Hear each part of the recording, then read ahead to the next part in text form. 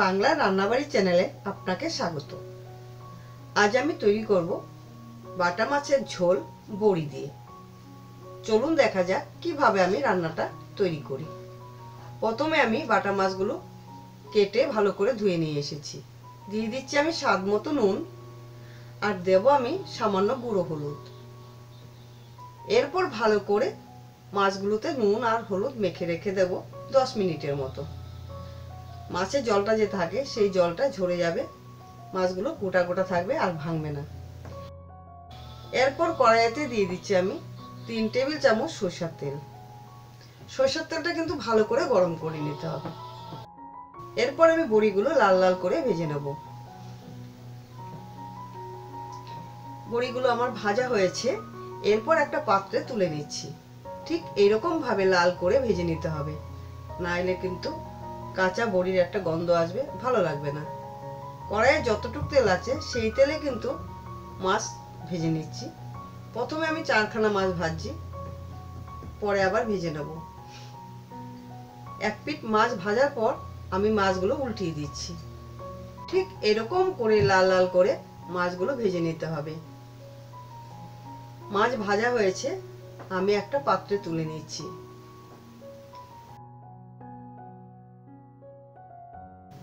এরপর আমি আলু কটা ভেজে নিচ্ছি। ছেড়ে দিচ্ছি আমি কড়াইতে আলুগুলো। এরপর দিয়ে দিচ্ছি সামান্য নুন, আর দিয়ে দেব সামান্য গুঁড়ো হলুদ। একটু নাড়াচাড়া দিয়ে আলুগুলো ভেজে নেব। আলুগুলো ভেজে রান্না করলে তরকারি কিন্তু খুব স্বাদ হয়। আলুগুলো ভাজা হয়েছে, আলুগুলো একটা পাত্রে তুলে নিচ্ছি। কড়াইয়ে যতটুকু তেল আছে সেই তেলেই কিন্তু বেগুনগুলো আমি সাঁতলিয়ে নেব। এরকম ভেজে যদি রান্না করেন, রান্না কিন্তু খুবই স্বাদ হয়। দিয়ে দিচ্ছি আমি স্বাদ মতো নুন। নুন দিয়ে একটু নাড়াচাড়া দিয়ে বেগুনগুলো 1 মিনিটের জন্য ঢাকা দিয়ে রেখে দেব।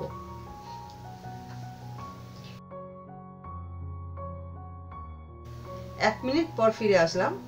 বেগুনগুলো কিন্তু সবটা তেল টেনে নিয়েছে।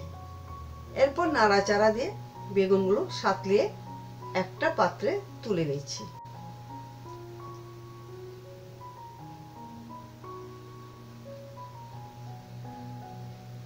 এরপর আমি দিয়ে দিচ্ছি আর 2 টেবিল চামচ সরষের তেল।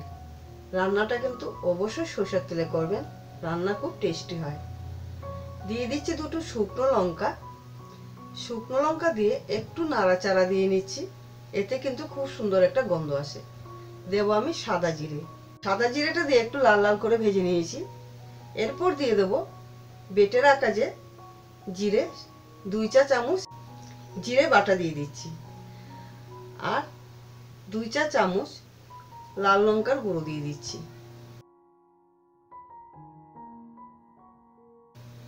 দিয়ে দিচ্ছি 1 চা চামচ গুঁড়ো হলুদ। দেব আমি সামান্য নুন। এরপর মশলাগুলো ভেজে নেব। ঝাল নুন আপনাদের স্বাদ অনুযায়ী দেবেন, যে যেরকম ঝাল পছন্দ করবেন ঠিক ঝালটা বুঝে দিতে হবে। এরপর দিয়ে দিচ্ছি বাটি ধুয়ে জল। জলটা দিয়ে মশলাগুলো একটু কষিয়ে নিচ্ছি। বেশ কষানো হওয়ার পর দেখা যাচ্ছে তেল উঠছে মশলা থেকে। দিয়ে দেবো ভেজে রাখা আলু আর বেগুন। শুকনো লঙ্কাগুলো আমি তুলে নিয়েছি যেন ঝালটা না ছাড়ে। 1 মিনিট কষিয়ে নিলাম। কষানোর পর দিয়ে দিচ্ছি এর মধ্যে জল। জলটা একটু দিতে হবে বেশি, কারণ বেগুন সিদ্ধ হবে, আলু সিদ্ধ হবে, আর বড়িতে কিন্তু জল টেনে নেয় অনেকটাই। দিয়ে দিচ্ছি আমি স্বাদ মতো নুন।